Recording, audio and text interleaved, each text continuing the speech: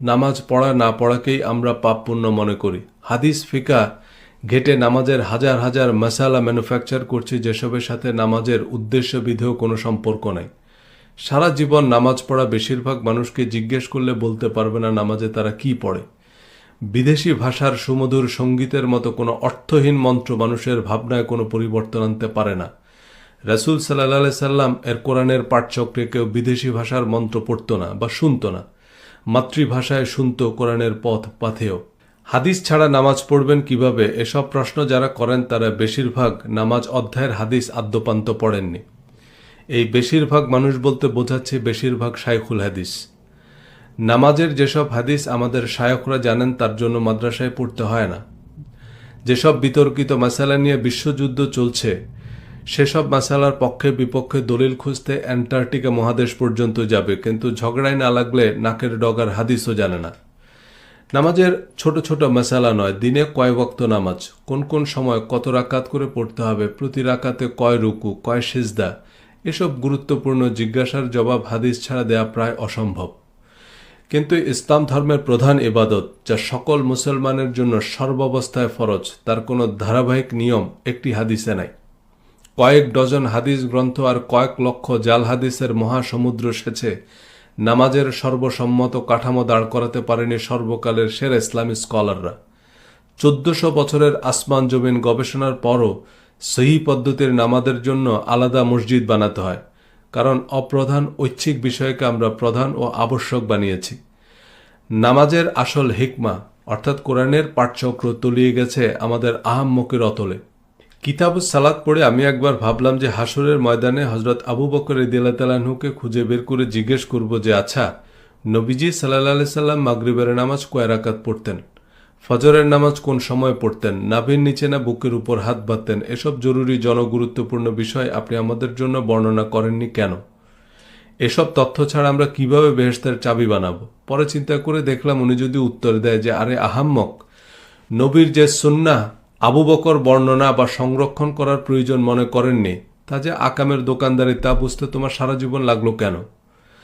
নামাজের কোনো নির্দিষ্ট কাঠামো পরবর্তী প্রজন্মের জন্য প্রয়োজনীয় হলে তা নিঃসন্দেহে পাথরে খোদাই করে রাখতেন নবীজি সাল্লাল্লাহু আলাইহি সাল্লামের সবচেয়ে প্রজ্ঞাবান সাহাবী হযরত আবু বকর, ওমর, ওসমান, আলী রাদিয়াল্লাহু তাআলা আনহু নবীজিকে অসংখ্যবার নামাজ পড়তে দেখেছেন, কিন্তু তারা নবীজি সাল্লাল্লাহু আলাইহি সাল্লামের নামাজের যে কয়টি হাদিস বর্ণনা করেছেন তা থেকে আপনি নামাজের সামান্যতম ধারণাও পাবেন না। অথচ আমাদের পরিচিত প্রচলিত নামাজের প্রতিটা ধাপ বর্ণনার জন্য একটি হাদিস যথেষ্ট। দিনে 50 রাকাত নামাজ পড়লেও প্রতি রাকাত একই রকম, সুতরাং এক রাকাতের বিস্তারিত নিয়ম পাওয়া গেলেই বিষয়টা সহজ হয়ে যায়। যেমন নামাজের নিয়তে কেবলামুখী হয়ে কাঁধ বরাবর 2 হাত তুলে আল্লাহু আকবর বলে নাভির নিচে হাত বাঁধো, অতঃপর সূরা ফাতিহা এবং ন্যূনতম 3 আয়াত কোরআন তেলাওয়াত করো, আল্লাহু আকবর বলে রুকুতে যাও, রুকুতে দাঁড়ানো থেকে সামনে ঝুঁকে মাথা ও পিঠ সমান্তরালে রেখে 2 হাত দিয়ে 2 হাঁটু স্পর্শ করবে এবং ন্যূনতম 3 বার সুবহান রাব্বিয়াল আযীম তাসবিহ পাঠ করো, অতঃপর সামি আল্লাহু লিমান হামিদা বলে উঠে দাঁড়াও, আল্লাহু আকবর বলে সিজদায় যাও, সিজদায় হাঁটু গেড়ে বসে কপাল মাটিতে ছোঁয়াবে, 2 হাতের তালু কান বরাবর মাটিতে লাগানো থাকবে এবং সুবহান রাব্বিয়াল আলা ন্যূনতম 3 বার পড়ে তাকবীর বলে উঠে বসে একইভাবে দ্বিতীয় সিজদা করো, অতঃপর তাকবীর বলে সোজা দাঁড়িয়ে যাও, দ্বিতীয় রাকাতের সিজদার পর বসে তাশাহুদ পড়ো, শেষ রাকাতে সিজদার পর তাশাহুদ, দুরুদ এবং দোয়া পড়ে ডানে বায়ে সালাম দিয়ে নামাজ শেষ করো। এই তো। আর কোন নামাজ কত রাকাত করে কখন পড়তে হবে? সূর্যোদয়ের আগে 2 রাকাত ফজর, মধ্যাহ্নে 4 রাকাত জোহর, বিকালে 4 রাকাত আসর, সূর্যাস্তের পর 3 রাকাত মাগরিব, রাত গভীর হওয়ার আগে 4 রাকাত এশা নামাজ। এই 5 ওয়াক্ত নামাজ পড়লে তাদের বেহেশত নিশ্চিত, আর না পড়লে তাদের জ্বলন্ত অগ্নিকুণ্ডে নিক্ষেপ করা হবে। নামাজের এটুকু বর্ণনা দিলে যে কোনো মানুষ আপনাকে নামাজ পড়ে দেখিয়ে দিতে পারবে। পক্ষান্তরে কোনো অমুসলিমকে বুখারী শরীফের সালাত অধ্যায়ের সবগুলো হাদিস দিলেও সে নামাজের কাঠামো সম্পর্কে কোনো ধারণা দিতে পারবে না। এই ভিডিওতে দেখাবো যে আমরা হাদিস দিয়ে নামাজ পড়ি না। নামাজ নিয়ে মুসলিম বিশ্বের প্রচলিত ধারণার সাথে হাদিসেরও উল্লেখযোগ্য সম্পর্ক নাই। যুগ যুগ ধরে যেভাবে প্রার্থনার রেওয়াজ চলে এসেছে তার কিছু বিক্ষিপ্ত বিচ্ছিন্ন বর্ণনা আছে হাদিসে, যার সাথে সালাত অনুষ্ঠানের মূল উদ্দেশ্যের বিশেষ সম্পর্ক নেই। কোরআনে আল্লাহ বারবার সালাত প্রতিষ্ঠার কথা বলেছেন, কিন্তু মুসলমানদের জন্য আল্লাহর সম্পূর্ণ, পরিপূর্ণ এবং অনুমোদিত জীবন বিধান পবিত্র কোরআনে নামাজের পরিচিত কাঠামোর সুস্পষ্ট বর্ণনা নাই। প্রতিদিন কত ওয়াক্ত নামাজ, কোন কোন সময়ে পড়তে হবে, কোন নামাজ কত রাকাত, প্রতি রাকাতে কি কি পড়তে হবে, ঈদ, তারাবি এবং অন্যান্য প্রচলিত নামাজের প্রক্রিয়া পদ্ধতি সম্পর্কে কোরআনের বর্ণনা থেকে পরিষ্কার ধারণা পাওয়া যায় না। কিন্তু কোরআনের 10-15 আয়াতে আমাদের পরিচিত নামাজের প্রতিটা জিজ্ঞাসার জবাব দেওয়া সম্ভব ছিল। দোয়া বা প্রার্থনা অর্থে সালাত শব্দটি ব্যবহৃত হলেও কোরআনে সালাত প্রতিষ্ঠা বলতে প্রধানত কোরআনের নিরবিচ্ছিন্ন অনুসরণকে বোঝানো হয়েছে। নামাজের নিয়ম জানার জন্যই প্রধানত আমাদের হাদিসের প্রয়োজন পড়ে, কারণ কোরআনে নামাজের সুনির্দিষ্ট কাঠামো নাই। কিন্তু হাদিস থেকে নামাজের সর্বসম্মত কাঠামো বের করা কোনো সাধারণ শাইখুল হাদিসের পক্ষেও অসম্ভব। হাজার হাজার হাদিস থেকে ছোট ছোট তথ্য জোড়া দিয়ে ইজমা কিয়াসের ভিত্তিতে নামাজের পরিচিত কাঠামো তৈরি করেছেন ইমাম আবু হানিফা, ইমাম শাফি, ইমাম মালিক ও ইমাম হাম্বলের মতো সর্বকালের সেরা স্কলাররা।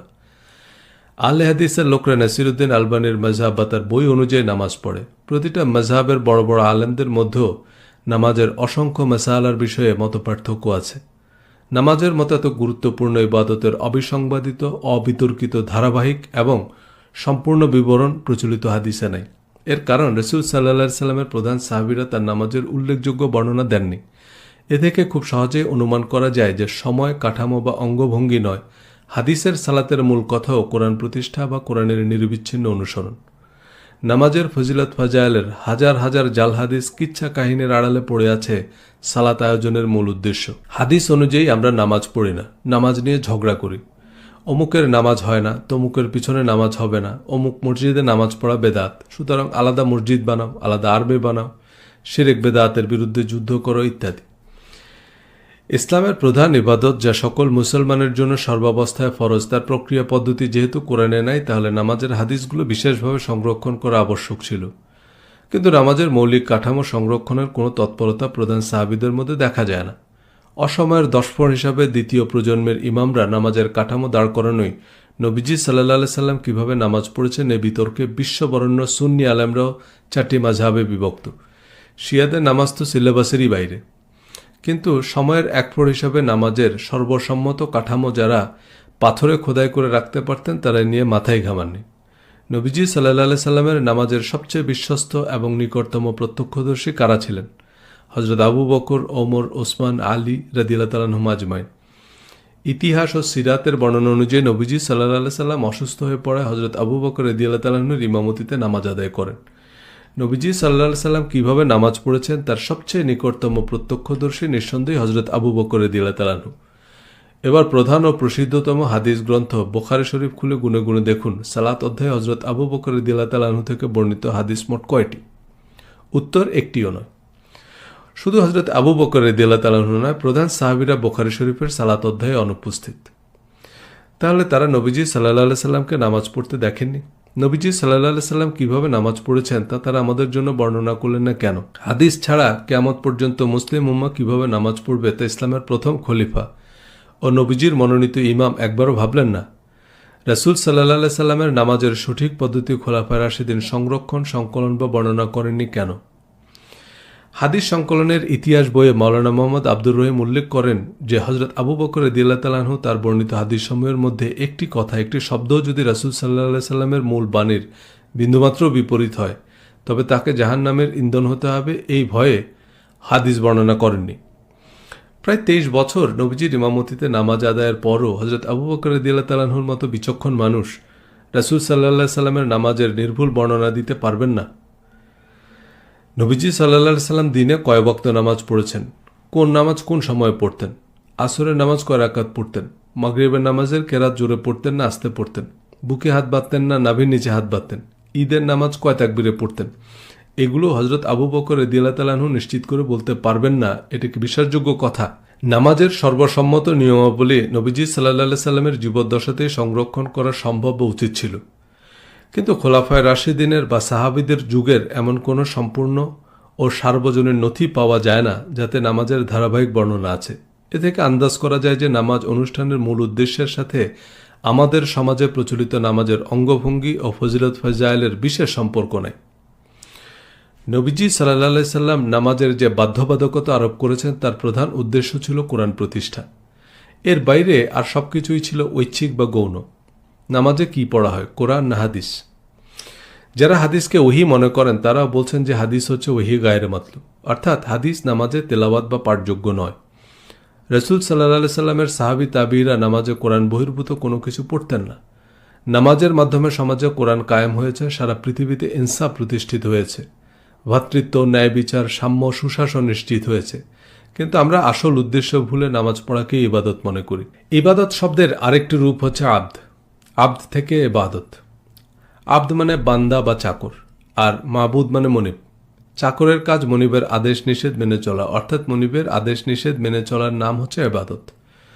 আমাদের মনিবের আদেশ নিষেধের কিতাব হচ্ছে কোরআন। আপনি একজন চাকরিজীবী হলে আপনার চাকরি বিধিমালায় বলা আছে আপনাকে কি কি করতে হবে আর কি কি করা যাবে না। আপনি সেই বিধিমালা ভালোভাবে পড়ে বুঝে সেই বিধিমালা অনুযায়ী আপনার দায়িত্ব পালন করবেন। আপনি নিয়োগকর্তা হলে আপনার কর্মচারীদের জন্য একটা সার্ভিস রুল তৈরি করবেন, যাতে চাকরির বিভিন্ন বিধান, সুবিধা, অসুবিধা, বিভিন্ন ভাতা, বোনাস, পুরস্কার বা চাকরি বিধিমালা ভঙ্গের শাস্তি সম্পর্কে বিস্তারিত বর্ণনা থাকবে।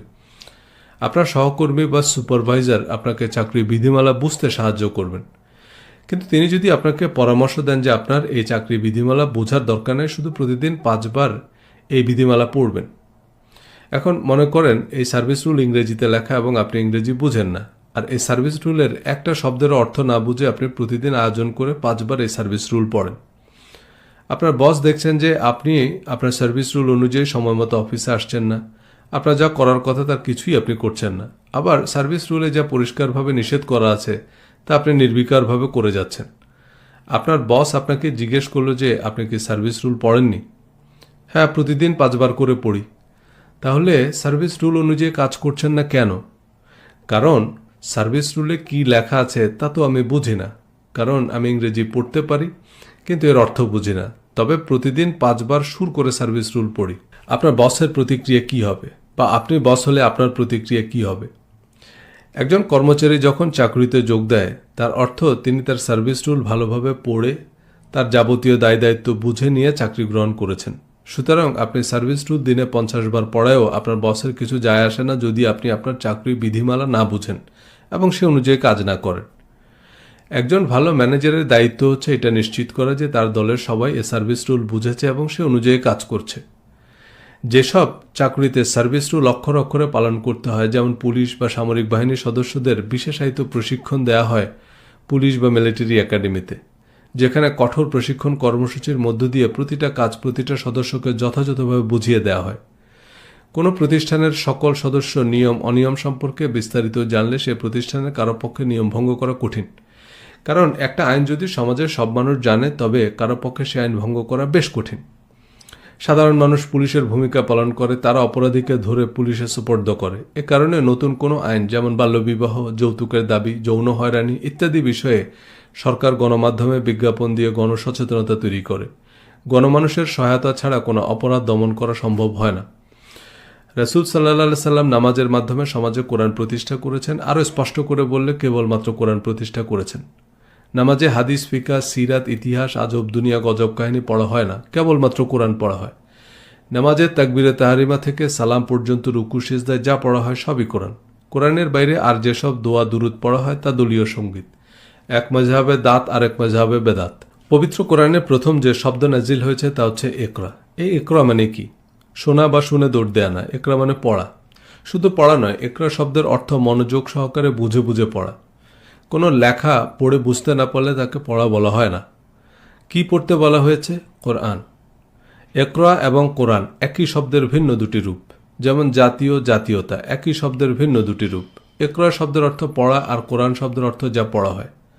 আল্লাহ কোরআন পড়তে বলেছেন, আর নামাজ হচ্ছে সে কোরআনের পাঠচক্র। পবিত্র কোরআনে আল্লাহ বলেছেন, যখন কোরআন পাঠ করা হয় তখন মনোযোগ সহকারে শ্রবণ করো।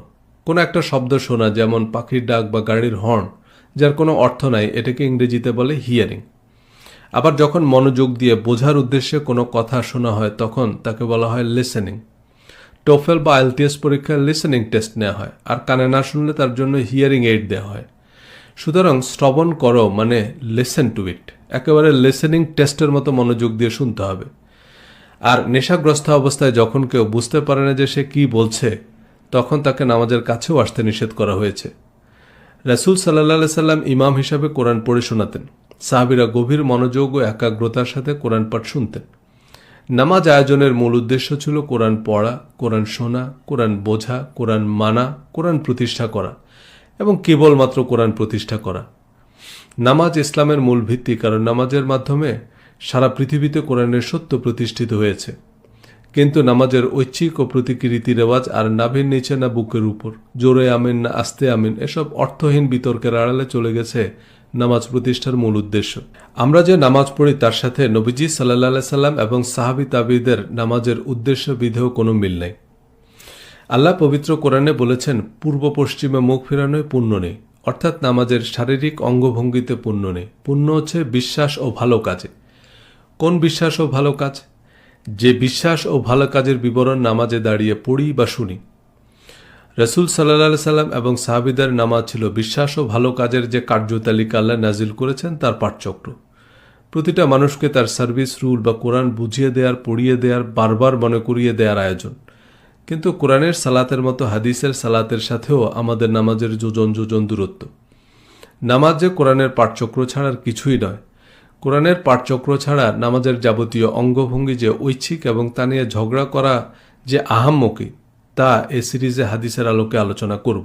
আহলে কিতাবদের জন্য সালাত কায়েমের নির্দেশ ছিল। সে সালাত বলতে যদি নামাজ বোঝানো হয়, তবে আহলে কিতাবদের নামাজের সাথে আমাদের নামাজের প্রধান পার্থক্য হচ্ছে কোরআন পাঠ। রাসূল সাল্লাল্লাহু আলাইহি সাল্লাম নামাজে কোরআন পাঠ করতেন। আবু জেহেলরাও নামাজ পড়ত, তবে তাতে কোরআন পড়ত না। রাসূল সাল্লাল্লাহু আলাইহি সাল্লামের মক্কি জীবনে প্রকাশ্যে নামাজ পড়ার বর্ণনা ইতিহাসে থাকলেও নামাজের জন্য মসজিদ নির্মাণ, নির্দিষ্ট সময়ে নামাজের জামাতে উপস্থিত হওয়ার সরকারি ফরমান জারি বা ধর্মীয় বাধ্যবাধকতা আরোপ করা হয় হিজরতের পর। ইসলাম প্রচার ও প্রতিষ্ঠার ইতিহাসে সবচেয়ে গুরুত্বপূর্ণ ঘটনা হচ্ছে হিজরত। এ কারণে ইসলামিক ক্যালেন্ডার গণনা করা হয় হিজরতের দিন থেকে। ইসলামের ইতিহাস পর্যালোচনা করে একথা বলা যায় যে হিজরত ছাড়াই ইসলাম মক্কায় শুরু হয়ে মক্কায় শেষ হয়ে যেত। হিজরতের নির্দেশ এবং এর গুরুত্ব বর্ণনা করে পবিত্র কোরআনে বেশ কিছু আয়াত নাজিল হয়েছে। বুখারী শরীফের প্রথম হাদিসটিও হিজরত নিয়ে। প্রত্যেক কাজ নিয়ত বা উদ্দেশ্যের সাথে সম্পর্কিত, আর মানুষ তার নিয়ত বা উদ্দেশ্য অনুযায়ী ফল পাবে। যে ইসলাম প্রতিষ্ঠার জন্য হিজরত করেছে তার হিজরত ইসলামের জন্য গৃহীত হবে, আর যে ব্যক্তিগত লাভ লোভের জন্য হিজরত করেছে তার হিজরতে কোনো পুণ্য নাই। বুখারী শরীফের ফাতিহায় বা সূচনায় বলা আছে, মানুষ তার নিয়ত বা উদ্দেশ্য অনুযায়ী ফল পাবে। এ নিয়ত হচ্ছে আপনার অন্তরের ইচ্ছা, যা একমাত্র আল্লাহ জানেন। বেশভূষা বা লোক দেখানো ক্রিয়াকর্ম দিয়ে নয়, অন্তরের ইচ্ছা দিয়ে মানুষের কর্মফল নির্ধারিত হবে। নামাজ, রোজা, হজ, হিজরত, দান, দক্ষিণা সবকিছুর প্রতিদান নির্ধারিত হবে অন্তরের ইচ্ছা অনুযায়ী। যারা ইসলাম বা ইনসাফ প্রতিষ্ঠার জন্য হিজরত করেছেন তাদের হিজরত ইসলামের জন্য গৃহীত হবে। এই হিজরত কেবল মক্কা থেকে মদিনায় অভিবাসন নয়। এরপর সাহাবীরা সারা পৃথিবীতে ছড়িয়ে পড়েন ইসলাম প্রতিষ্ঠা করতে। হিজরত নিছক অভিবাসন ছিল না, পদে পদে বিপদ, পরাশক্তির সাথে লড়াই, সংঘাত, সংগ্রামের এক জীবন মরণ বাস্তবতা। মদিনায় হিজরতের পর রাসূল সাল্লাল্লাহু আলাইহি সাল্লাম একটি সার্বভৌম ইসলামী রাষ্ট্র প্রতিষ্ঠা করেন, যাতে অন্যান্য ধর্মাবলম্বীদেরও সমান অধিকার ছিল। মদিনায় রাসূল সাল্লাল্লাহু আলাইহি সাল্লাম যে মসজিদ নির্মাণ করেন তা ছিল তার প্রধান কার্যালয়, বাসভবন, বিচারালয় এবং আইনসভা। অন্যান্য ধর্মাবলম্বীরাও বিচার আচার চাইতে মসজিদে নববীতে আসত। অর্থাৎ মসজিদে নববী কেবল নামাজের জন্য নির্মিত হয়নি, তবে নামাজের জামাতে উপস্থিত হওয়ার যেসব বাধ্যবাধকতা হাদিসের কিতাবে পাওয়া যায় তা কোরআনের পাঠচক্রে উপস্থিত হওয়ার রাষ্ট্রীয় ফরমান। কোরআন মদিনা ইসলামী রাষ্ট্রের আইনের প্রধান বা একমাত্র উৎস, এবং কোরআন নাজিলের প্রক্রিয়া তখনও চলমান ছিল। প্রতিদিন নতুন বিধিনিষেধ নাজিল হতো। রাষ্ট্রের নাগরিকরা রাষ্ট্রের প্রধান কার্যালয়ে উপস্থিত না হলে নতুন নতুন আইন সম্পর্কে তারা কিভাবে জানবে? তখনকার সময়ে রেডিও, টেলিভিশন, খবরের কাগজ কিছুই ছিল না। নাগরিকদের পারিবারিক, সামাজিক, রাজনৈতিক, অর্থনৈতিক এবং বিচারিক বিধিবিধান জানানোর মাধ্যম ছিল নিয়মিত বিরতিতে মসজিদে উপস্থিত হওয়া। একটা আইন বাস্তবায়ন করতে হলে সে আইন সমাজের সর্বস্তরের মানুষের কাছে প্রচার করতে হয়। নামাজ ছিল কোরআনের আইনকানুন প্রচার ও প্রতিষ্ঠার প্রক্রিয়া। মসজিদে নববীতে সর্বস্তরের মানুষের উপস্থিতিতে কোরআন পড়া হতো, আর রাসূল সাল্লাল্লাহু আলাইহি সাল্লামের সাথে যারা নামাজ বা কোরআনের পাঠচক্রে অংশ নিত তাদের জন্য কোরআন তো বাংলা, অর্থাৎ কোরআন তাদের মাতৃভাষা। কোরআন বোঝার জন্য তাদের তো আলাদা করে ভাষা, ব্যাকরণ কিছুই শেখার প্রয়োজন ছিল না। নামাজ আমরা হাদিস অনুযায়ী পড়ি না, নামাজ পড়ি হাজার বছর ধরে প্রচলিত রীতি অনুযায়ী। হাজার বছর ধরে কাবায় নিয়মিত নামাজ অনুষ্ঠিত হচ্ছে, সে অনুযায়ী সারা পৃথিবীর মুসলমানরা নামাজ পড়ে। কিন্তু নামাজের নিয়মকানুন আবিষ্কার করে যুগে যুগে অনেক মুফতি মুহাদ্দিস চৌধুরী সেজে বসে আছেন। তারা হাদিস ফিকা আবিষ্কার না করলে নাকি মানুষ নামাজ পড়তে পারত না। কিন্তু বাস্তবে এসব হাদিস ফিকার কিতাব মাথা কাটা সৈন্যের পা কাটার মতো।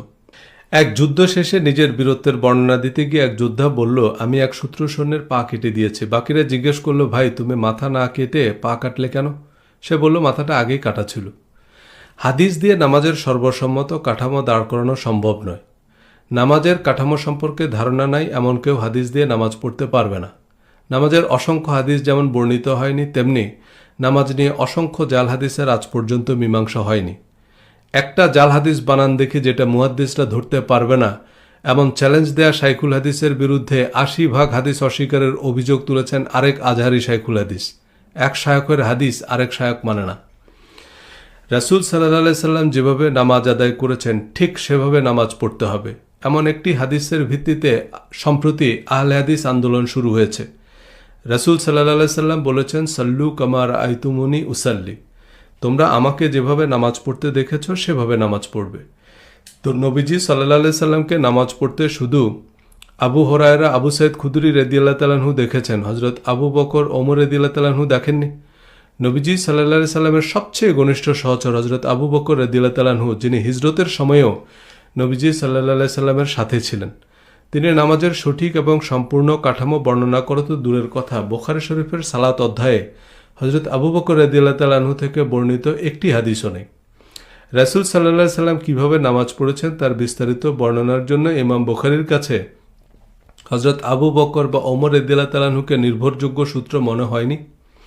অথচ বুখারী শরীফেই বর্ণিত আছে যে রাসূল সাল্লাল্লাহু আলাইহি সাল্লাম বলেছেন, জান ও মাল দিয়ে আবু বকরের চেয়ে অধিক কেউ আমার প্রতি ইহসান করেনি। আমি কাউকে অন্তরঙ্গ বন্ধুরূপে গ্রহণ করলে অবশ্যই আবু বকরকে গ্রহণ করতাম। সম্প্রতি রাসূল সাল্লাল্লাহু আলাইহি সাল্লামের নামাজ শিরোনামে নাসিরউদ্দিন আলবানীর বইকে কেন্দ্র করে বিশ্বজুড়ে আহলে হাদিস আন্দোলন ছড়িয়ে পড়ে।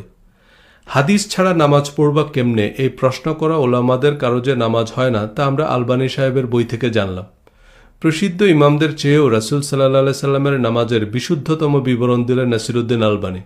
আলহামদুলিল্লাহ, নাসিরউদ্দিন আলবানীর ১০০% সহিহ নামাজের আন্দোলনের ভিত্তিও এই হাদিস, যে নামাজ পড়তে হবে নবীজি সাল্লাল্লাহু আলাইহি সাল্লাম যেভাবে নামাজ পড়েছেন, নইলে মসজিদ আলাদা, মাদ্রাসা আলাদা। তো আলবানীর আগে সবাই আবু জেহেল, আবু লাহাবদের মতো নামাজ পড়তেন।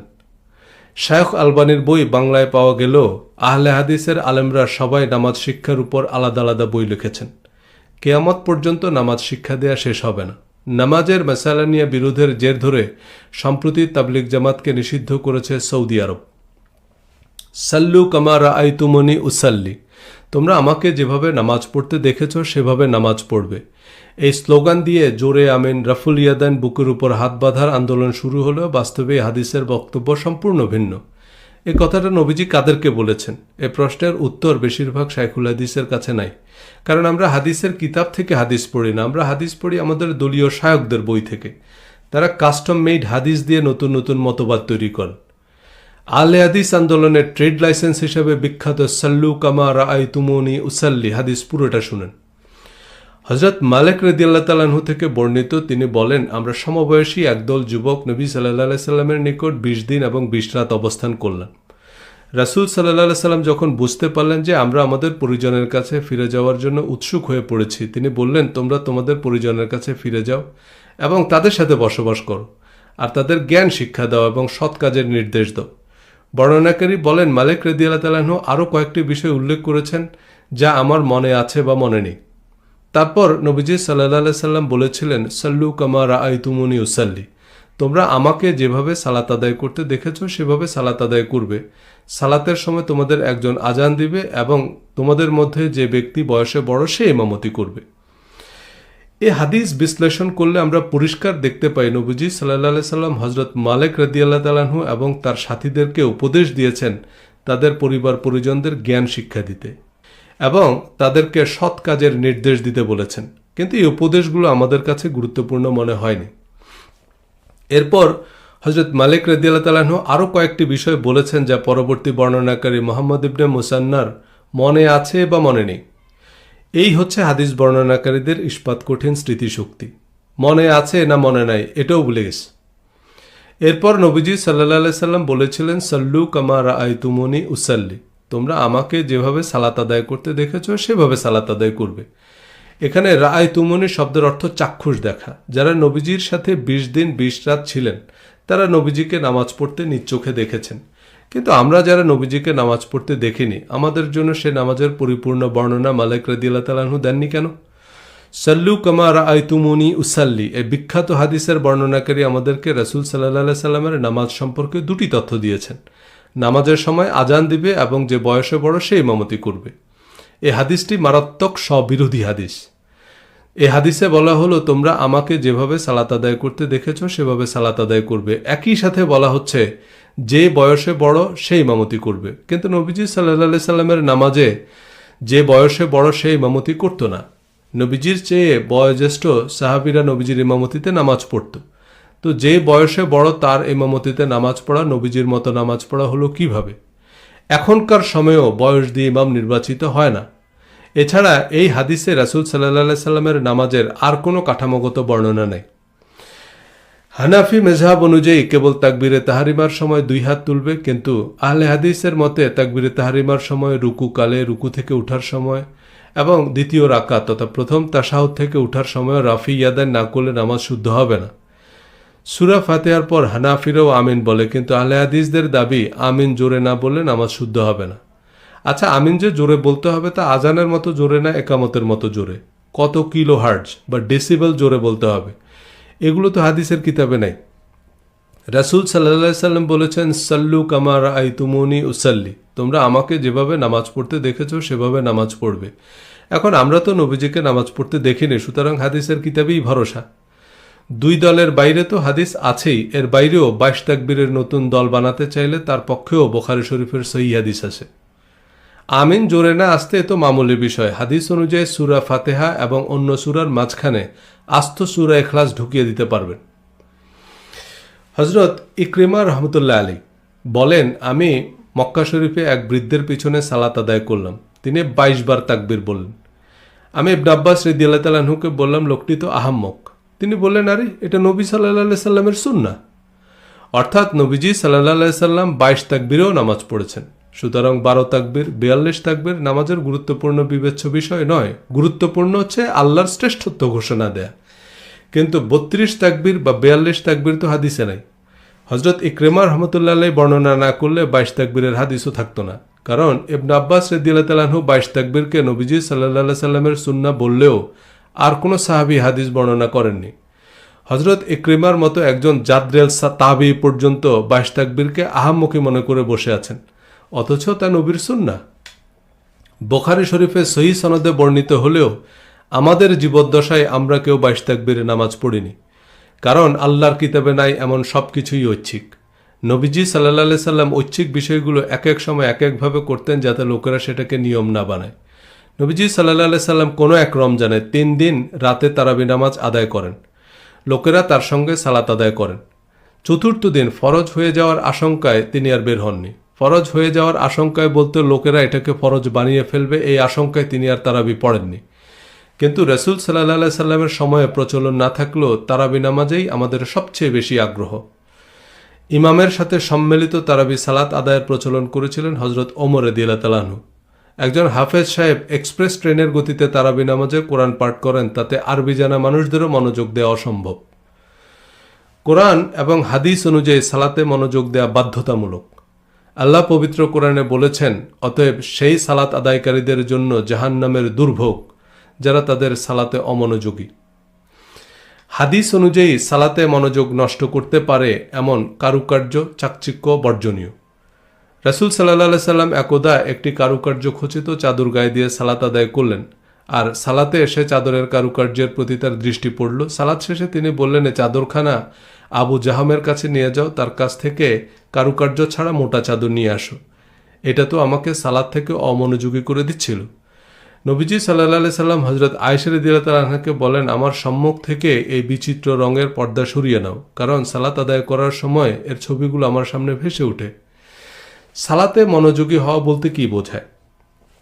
একজন অধ্যাপক ছাত্রদেরকে ক্লাসে মনোযোগী হতে বলার অর্থ তিনি যে লেকচার দিচ্ছেন তা মনোযোগ দিয়ে শোনা এবং বোঝায় মনোযোগ দেয়া। বিদেশি ছাত্ররা শিক্ষকের লেকচার বুঝতে পারবে এটা নিশ্চিত করতে বিশ্ববিদ্যালয়গুলোর টোফেল বা আইএলটিএস স্কোর চায়, যাতে প্রার্থীর ইংরেজি বোঝার সক্ষমতা যাচাই করা হয়। কোনো ছাত্র যদি শিক্ষকের ভাষা না বুঝেন তবে সে শিক্ষক সক্রেটিস হলেও তার কাছ থেকে শেখার কিছু নাই। শিক্ষকের কথা না বুঝলে একজন ছাত্র মনোযোগ দিবে তিনি কোথায় কাশি দিলেন, কখন হাঁচি দিলেন, কী রঙের শার্ট পরলেন, শার্টে বোতাম কয়টা ইত্যাদি গুরুত্বহীন বিষয়।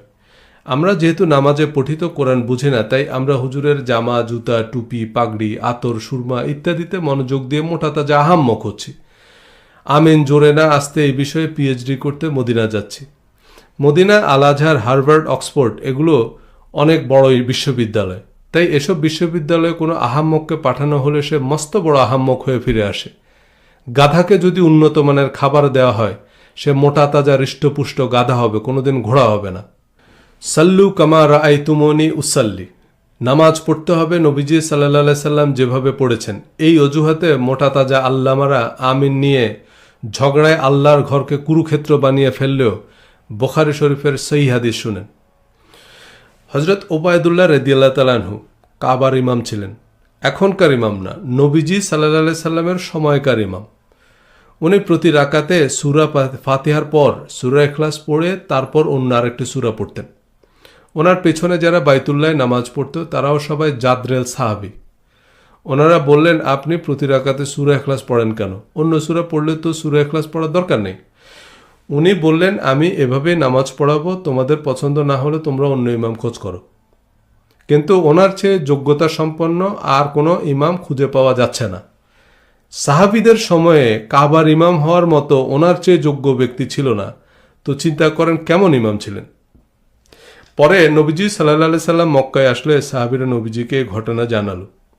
নবীজি সাল্লাল্লাহু আলাইহি সাল্লাম বলেন, কি ব্যাপার ওবায়দুল্লাহ, আপনি এই সূরা ইখলাস প্রতি রাকাতে ফিক্সড করে ফেললেন কেন?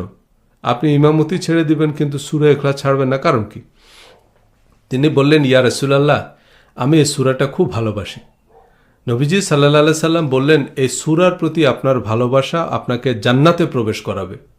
নবীজি সাল্লাল্লাহু আলাইহি সাল্লাম তো হযরত ওবায়দুল্লাহ রাদিয়াল্লাহু তাআলা আনহুকে বেদাতি বলেননি, বরং জান্নাতি বলেছেন। নবীজি সাল্লাল্লাহু আলাইহি সাল্লাম তো বললেন না যে তোমার এত মাতাব্বরির দরকার নেই, সাল্লু কামা রাআইতুমুনি উসাল্লি, আমারে যেভাবে নামাজ পড়তে দেখছো সেভাবে নামাজ পড়বা। নবীজি সাল্লাল্লাহু আলাইহি সাল্লাম শুধু অনুমোদন দেননি, বলেছেন এই সূরার প্রতি আপনার ভালোবাসা আপনাকে জান্নাতে প্রবেশ করাবে। এখন আমরা হযরত ওবায়দুল্লাহ রাদিয়াল্লাহু তাআলা আনহুর মতো নামাজ পড়লে হবে না? নবীজি সাল্লাল্লাহু আলাইহি সাল্লামের অনুমোদনও তো হাদিস, কিন্তু এই হাদিস আমরা জানি না, কারণ এই হাদিস আমাদের ঝগড়ায় লাগে না। নামাজ নিয়ে বড় বড় শায়খরা যা বলছেন বেশিরভাগই শুনে শুনে বলা কথা, হাদিসের সাথেও এসবের কোনো মিল নাই। অনেকে আমার কাছে সোজা সাপটা উত্তর জানতে চান যে তাহলে নামাজ পড়ব কিভাবে, আর সেই সোজা উত্তরের ভিত্তিতে আমার বিরুদ্ধে পরোয়ানা জারির জন্য ওলামায়ে কেরাম ঘাপটি মেরে বসে আছেন। নামাজ আপনি যেভাবে পড়েন সেভাবেই পড়বেন। আমার উদ্দেশ্য আপনাকে এটা পরিষ্কার করা যে হাদিস ছাড়া নামাজ পড়বেন কেমনে, এ প্রশ্নটা বেশ অবান্তর এবং হাস্যকর। যেমন ধরুন, আমি এখন আমেরিকার জীবনযাত্রার উপর কিছু ভিডিও তৈরি করলাম বা বই লিখলাম, এবং আমার নাতি নাতনিরা এসে দাবি করলো যে আমার দাদার বই বা ভিডিও ছাড়া গাড়ি চালাবেন কেমনে, ট্যাক্স দিবেন কেমনে, রাস্তা পার হইবেন কেমনে। তা আপনার প্রতিক্রিয়া কি হবে? যে আপনার দাদার বই লেখার আগে মানুষ এগুলো কীভাবে করেছে, আর আপনার দাদারা এই বই লিখতে বলছে কে? এই একই প্রশ্ন, ইমাম বুখারীকে এসব হাদিস সংগ্রহ করতে বলছে কে? কেউ বলেনি। নামাজ আমরা বুখারী, মুসলিম, তিরমিজি, নাসাই এসব হাদিসের কিতাব অনুযায়ী পড়ি না, আমরা নামাজ পড়ি ট্রেডিশন অনুযায়ী। সেই ট্রেডিশনের কিছু বিচ্ছিন্ন বিক্ষিপ্ত বর্ণনা আছে এসব অননুমোদিত, অসম্পাদিত এবং অসম্পূর্ণ হাদিস, ফিকা আর নুরানি নামাজ শিক্ষার কিতাবে। এই ট্রেডিশনে যেমন বৈচিত্র্য বা ভিন্নতা আছে, তার বৈচিত্র্যময় বর্ণনা এসব হাদিস ফিকার কিতাবেও আছে। সুতরাং হাদিসের কিতাব অনুযায়ী নামাজের কোনো মিলিটারি স্ট্যান্ডার্ড দাঁড় করাতে গেলে শেষ পর্যন্ত মসজিদ আলাদা করতে হবে। এসব কিতাব ধর্মের মানদণ্ড নয়, এগুলো ঝগড়ার মানদণ্ড। হাদিসের কিতাবে না থাকলেই বেদাত। শুরু হয়ে গেল কামড়াকামড়ি। কারণ একই ইমামের হাদিস বা ফিকার কিতাবে পরস্পর বিরোধী হাদিস বা ফতোয়া আছে। আবার হাজারো প্রশ্নের উত্তর হাদিস ও ফিকার কিতাবেও নাই। এসব প্রশ্নই অবান্তর, অপ্রয়োজনীয়, অসার। কোরআনে সুনির্দিষ্ট এবং সুস্পষ্ট কোনো নির্দেশনা না থাকলে তা প্রচলিত প্রতিষ্ঠিত যে কোনো রীতিতে করলেই হলো। মাদানী আজহারি হুজুররা কেউ মদিনা আল আজহারে গিয়ে নামাজ শিখে না, সবাই যার যার বাপদাদার নিয়মেই নামাজ পড়ে। মদিনার দেওবন্দ ঘুরে এসেও বাপদাদার নিয়মেই বলবৎ থাকছে। ইমাম বুখারী এবং ইমাম আবু হানিফা সবাই বাপদাদার কাছ থেকে নামাজ পড়া শিখেছে, কোনো ফিকার কিতাব পড়ে শিখেনি। আপনিও আপনার বাপদাদার রীতিতেই নামাজ পড়বেন। আপনার নামাজ হয় না এ ফতুয়া জারি করার হনুকে, তাকে নবীর নায়েব নিয়োগ করল কে? নবীজি কিভাবে নামাজ পড়েছে সে কিভাবে জানে? নামাজ হবে কি হবে না এ শর্ত কি হাদিসের ভিত্তিতে আরোপ করা যাবে? কোরআন এবং সহিহ হাদিস অনুযায়ী কোরআন বহির্ভূত বর্ণনার ভিত্তিতে আরোপিত শর্তের কোনো মূল্য নেই।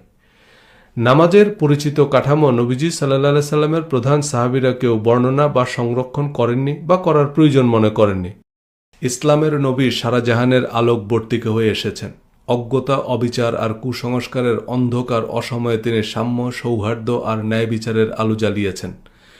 জাতপাত, গোত্র, বর্ণ আর শ্রেণী বৈষম্যের বিষাক্ত পৃথিবীতে তিনি আল্লাহর কিতাবের পাঠচক্রে আমির কামার সবাইকে এক কাতারে দাঁড় করিয়েছেন। ধনী ঋণী সবাইকে এক মজলিসে বসিয়েছেন। বেগম দাসী সবাইকে তার মসজিদে প্রবেশাধিকার দিয়েছেন। এতিম অভাবে মানুষকে তার জান্নাতের সিঁড়ি বানিয়েছেন। ধর্মীয় অভিজাত শ্রেণীর রক্তচক্ষু উপেক্ষা করে কোরআন পড়তে সাধারণ মানুষকে ফরাসি বিপ্লব করতে হয়নি। ফরাসি বিপ্লবের 1000 বছর আগে নবী মোহাম্মদ আরবের ধুলামলিন বেদুইনদের কোরআনের আলোয় আলোকিত করে সারা জাহানের অধিপতি বানিয়েছেন। কিন্তু নবীর উত্তরাধিকারের নামে আমাদের ধর্মগুরুরা মধ্যযুগের পোপ পুরোহিত সেজে বসে আছে। এই কথিত আল্লামারা সতীদা আর উইছান্ড যুগের অন্ধকার আমদানি করেছে ইসলাম ধর্মে। কোরআন আর সাধারণ মানুষের মাঝে হাদিস, তাফসির, ভাষা, ব্যাকরণের এক অদৃশ্য দেয়াল তুলে কোরআনকে প্রস্তর যুগের দুর্ভেদ্য শিলালিপি বানিয়েছে। মদিনা আল আজহার থেকে গুপ্ত জ্ঞান অর্জন না করলে কেউ কোরআন বুঝবে না। প্রতিটা মুসলমান মাতৃভাষায় বুঝে বুঝে কোরআন পড়লে এসব আল্লামা আবু জেহেলরা মধ্যযুগের পোপ পুরোহিতদের মতো মনের দুঃখে বনে চলে যাবে। মসজিদে নববীর কোরআনের পাঠচক্র সমাজে সাম্য প্রতিষ্ঠা করেছে। সমাজের সকলে জানত ধনীদের সম্পদে গরিবদের অংশ আছে। নারী পুরুষ সবাই জানত তাদের অধিকার ও কর্তব্য। খলিফা জানতেন যে তার জনগণ তার ক্ষমতার সীমানা জানে। স্বামী জানত যে তার দায় দায়িত্ব সম্পর্কে তার স্ত্রী ওয়াকিবহাল। সুতরাং কেউ কাউকে হাইকোর্ট দেখাতে পারত না। সমাজের সবাই জানত কারো নিন্দা করা, সম্মানহানি করা, বডি শেমিং, কাউকে অপবাদ দেয়া জিনা ব্যভিচারের চেয়েও গুরুতর পাপ।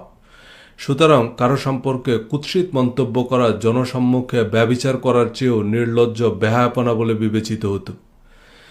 কোনো অপরাধের কি শাস্তি তা সমাজের সকলে জানে। সুতরাং অপরাধ করে কেউ পার পাবে না।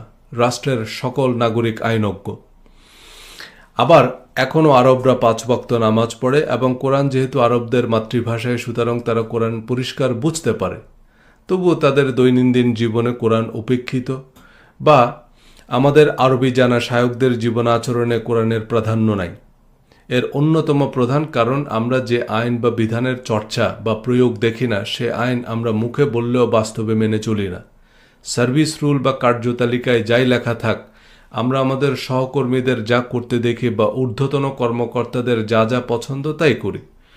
সব প্রতিষ্ঠানের বার্ষিক সভায় বক্তারা দেশ, জাতি, পরিবেশের প্রতি তাদের দায়বদ্ধতার কথা বললেও বাস্তবে সব প্রতিষ্ঠান তা মেনে চলে না। কারণ কর্মকর্তা বা কর্মচারীরা জানে এগুলো চন্দ্রবিন্দুর মতো লেখা থাকে, কিন্তু উচ্চারণ করতে হয় না। নবী সাল্লাল্লাহু আলাইহি সাল্লাম কোরআন কায়েম করেছেন, অর্থাৎ কোরআনের বিধান তিনি অক্ষরে অক্ষরে পালন করেছেন। কোরআনের পাঠচক্র আয়োজন করা হতো কোরআন মেনে চলার জন্য। সেনা সদস্যদের সারিবদ্ধভাবে দাঁড় করিয়ে নির্দেশনা দেওয়া হয় শুধু তা মনোযোগ দিয়ে শোনার জন্য নয়, অক্ষরে অক্ষরে পালনের জন্য। মসজিদে নববীতে সারিবদ্ধভাবে দাঁড় করিয়ে নবীজি সাল্লাল্লাহু আলাইহি সাল্লাম তার সহযোদ্ধাদের কোরআন শোনাতেন প্রতি হরফে 10 নেকি হিসাব করার জন্য নয়। নামাজে কোরআন পড়া হয় কেবলমাত্র কোরআনের নির্দেশ মেনে চলার জন্য। মসজিদে নববীতে দৈনিক 5 বার কোরআনের পাঠচক্রে মহিলারাও অংশ নিত। কোরআন মহিলাদের দেনমোহরের অঙ্ক নির্ধারণের একচ্ছত্র অধিকার দিয়েছে। খলিফা উমর রাদিয়াল্লাহু তাআলা আনহুর সময় মহিলারা উচ্চহারে দেনমোহর দাবি করলে খলিফা মহিলাদের উচ্চহারে দেনমোহর দাবি করতে নিষেধ করেন। সাথে সাথে এক মহিলা দাঁড়িয়ে বলল, কোরআন আমাকে অধিকার দিয়েছে, তুমি নিষেধ করার কে? হযরত ওমর রাদিয়াল্লাহু তাআলা আনহু বললেন, আপনি ঠিক বলেছেন, আমি ভুল বলেছি, আমার আদেশ খারিজ। কিন্তু আমরা খলিফা ওমর রাদিয়াল্লাহু তাআলা আনহুর নামেও ধর্মের বিধান প্রণয়ন করি। ইব্রাহিম আলাইসাল্লাম মূর্তি পূজার বিরোধী ছিলেন, কিন্তু আবু জেহেলরা ইব্রাহিম আলাইসাল্লামের মূর্তি বানিয়েছে। রাসূল সাল্লাল্লাহু আলাইহি সাল্লাম তার নিয়মিত পাঠচক্রে কোরআন পড়ে শোনাতেন, তোমরা এক আল্লাহর ইবাদত করো, তার সাথে অন্য কারো ইবাদত করো না, আর মাতা পিতার প্রতি সদাচরণ করো, নিকটাত্মীয়, ইয়াতিম ও ফকিরদের প্রতি সদাচরণ করো, আরও সদাচরণ করো নিকটাত্মীয় এবং অনাত্মীয় প্রতিবেশীর সাথে, আরও সদাচরণ করো তোমাদের সাথীদের সাথে, অপরিচিত মুসাফিরের প্রতি যার সমূহ চলার পথ বন্ধ হয়ে গেছে, আরও সদাচরণ করো তোমাদের মালিকানাধীন গোলাম বাধির প্রতি। নিশ্চয়ই আল্লাহ তাআলা আত্মম্ভরী ও তার বান্দাদের প্রতি অহংকারী কাউকে ভালোবাসেন না, যে মানুষের নিকট অহংকার বশত নিজের প্রশংসা করে। তবে পছন্দমতো হাদিসের সুবিধাজনক অংশ উপস্থাপন এবং লক্ষাধিক জাল গল্প বানিয়ে শুধু নামাজ পড়া না পড়াকে পাপ পূর্ণ বানানো হয়েছে। নামাজ এবং নামাজের জন্য মসজিদ নির্মাণের জনপ্রিয় ফজিলতের গল্পের সাথে হাদিসের উল্লেখযোগ্য সম্পর্ক নাই। মসজিদের জন্য অর্থ সংগ্রহের বিজ্ঞাপনে একটা হাদিস বলা হয়, যে ব্যক্তি মসজিদ নির্মাণ করবে আল্লাহ তাআলা তার জন্য জান্নাতে অনুরূপ ঘর তৈরি করবেন। কিন্তু যারা এই হাদিসটি বলে বেড়ান তারা সম্পূর্ণ হাদিসটি জানেন না বা বলেন না। রাসূল সাল্লাল্লাহু আলাইহি সাল্লাম মসজিদ সৌন্দর্যমণ্ডিত করতে নিষেধ করেছেন। ইবনে আব্বাস রাদিয়াল্লাহু তাআলা আনহু বলেন, তোমরা তো ইহুদি ও নাসারাদের মতো মসজিদকে সৌন্দর্যমণ্ডিত করে ফেলবে। মসজিদে নববীর ছাদ ছিল খেজুর গাছের ডালের তৈরি, খুঁটি ছিল খেজুর গাছের। হযরত আবু বকর রাদিয়াল্লাহু তাআলা আনহু এতে কিছু বাড়াননি। ওমর রাদিয়াল্লাহু তাআলা আনহু খুঁটিগুলো পরিবর্তন করে কাঠের খুঁটি লাগান। হযরত ওমর রাদিয়াল্লাহু তাআলা আনহু মসজিদ সংস্কারের হুকুম দিয়ে বলেন, আমি তোমাদেরকে বৃষ্টির হাত থেকে রক্ষা করতে চাই। হযরত ওসমান রাদিয়াল্লাহু তাআলা আনহু যখন মসজিদে নববী পাকা করছিলেন, তিনি দেয়াল তৈরি করলেন নকশি পাথর ও চুন সুরকি দিয়ে, খুঁটি দেন নকশা করা পাথরের, ছাদ বানান সেগুন কাঠ দিয়ে। তখন সাহাবীদের বিরূপ মন্তব্যের প্রেক্ষিতে বলেছিলেন, তোমরা আমার উপর অনেক বাড়াবাড়ি করছো, অথচ আমি রাসূল সাল্লাল্লাহু আলাইহি সাল্লামকে বলতে শুনেছি যে ব্যক্তি মসজিদ নির্মাণ করে আল্লাহ তাআলা তার জন্য জান্নাতে অনুরূপ একটি ঘর তৈরি করবেন। এই হাদিস অনুযায়ী হযরত ওসমান রাদিয়াল্লাহু তাআলা আনহু মসজিদ নববী পাকা ও সৌন্দর্যমণ্ডিত করার উদ্যোগ নিলে সাহাবীরা প্রতিবাদ করেন, কারণ নবীজি সাল্লাল্লাহু আলাইহি সাল্লাম মসজিদ পাকা করেননি, বরং করতে নিষেধ করেছেন। কিন্তু হযরত ওসমান রাদিয়াল্লাহু তাআলা আনহু মসজিদে নববী সৌন্দর্যমণ্ডিত করলেন, কারণ নবীজি সাল্লাল্লাহু আলাইহি সাল্লাম বলেছেন, যে ব্যক্তি মসজিদ নির্মাণ করে আল্লাহ তাআলা তার জন্য জান্নাতে অনুরূপ ঘর তৈরি করবেন। অর্থাৎ যে যেমন মসজিদ নির্মাণ করবে বেহেশতে তার ঘর অনুরূপ হবে। তাহলে হযরত আবু বকর রাদিয়াল্লাহু তাআলা আনহুর ঘর হবে তার সময় মসজিদ যেমন ছিল। একাধিক বর্ণনা অনুযায়ী নবীজি সাল্লাল্লাহু আলাইহি সাল্লাম এবং হযরত আবু বকর রাদিয়াল্লাহু তাআলা আনহু প্রশাসনের সময় মসজিদে বৃষ্টির পানি পড়ত। মেঝে ছিল বালু, যা রোদে প্রচণ্ড গরম এবং বৃষ্টির পানিতে কাদা হয়ে যেত। মসজিদের ভিতর দিয়ে কুকুর হাঁটত। সুতরাং মোহাম্মদ বিন সালমান বা দুবাইয়ের শেখদের জন্য বেহেশতের রাজপ্রাসাদ বানানো হবে, কারণ তারা প্রাসাদোপম মসজিদ বানাচ্ছেন। আর হযরত আবু বকর রাদিয়াল্লাহু তাআলা আনহু দুনিয়াতেও বৃষ্টিতে ভিজলেন, বেহেশতেও ওনার জন্য অনুরূপ একটি ঘর বানানো হবে। নামাজের জন্য মসজিদ নির্মাণ এবং মসজিদ নির্মাণে দান করার নির্দেশ কোরআনে তো নাই, কোনো হাদিসেও নাই। কিন্তু পিতামাতা, আত্মীয় স্বজন, এতিম, অভাবী, মুসাফিরকে দানের কথা বলা হয়েছে কোরআন হাদিসের পাতায় পাতায়। মসজিদে দান করলে যতদিন মানুষ সে মসজিদে সালাত আদায় করবে, মসজিদ নির্মাতা পুণ্য পেতে থাকবে। এগুলো হচ্ছে অসহি আজগুবি শরীফের হাদিস। প্রসিদ্ধ বর্ণনা অনুযায়ী কল্যাণকর জ্ঞান শিক্ষা দেয়া বা সম্প্রসারণ করা, যা থেকে প্রজন্মে মানুষ উপকৃত হবে, সৎকর্মপরায়ণ সন্তান অর্থাৎ সন্তানকে ভালো মানুষ হিসাবে গড়ে তোলা, কূপ খনন করা যা থেকে মানুষ এবং পশু পাখি পানি পান করবে, সেচের জন্য খাল খনন করা, বৃক্ষরোপণ করা যা থেকে পরবর্তীতে মানুষ উপকৃত হবে, অসহায় পথিকের জন্য আশ্রয়স্থল নির্মাণ করা মরণোত্তর পুণ্যের কাজ। মসজিদ নির্মাণ করা পুণ্যের কাজ হতে পারে যদি তা মসজিদে নববীর মতো জনকল্যাণমূলক কাজে ব্যবহৃত হয়। শুধু 5 ওয়াক্ত নামাজের জন্য বিলাসবহুল মসজিদ নির্মাণ কোরআন এবং হাদিস সম্মত নয়। নবীজি সাল্লাল্লাহু আলাইহি সাল্লাম সালাতের সময় যেখানে থাকতেন সেখানেই সালাত আদায় করতেন। তিনি ছাগল ভেড়ার খোয়াড়েও সালাত আদায় করতেন। অর্থাৎ শুধু নামাজের জন্য আলাদা ঘর বানানো অপ্রয়োজনীয়। রাসূল সাল্লাল্লাহু আলাইহি সাল্লাম বলেছেন, সমস্ত জমিন আমার জন্য পবিত্র ও সালাত আদায়ের উপযোগী করা হয়েছে। কাজেই আমার উম্মতের যে কোনো লোক ওয়াক্ত হলেই সালাত আদায় করতে পারবে।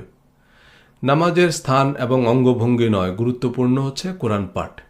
একজন মুসলমান কোরআনকে তার জীবনের জিপিএস হিসেবে বিশ্বাস করে।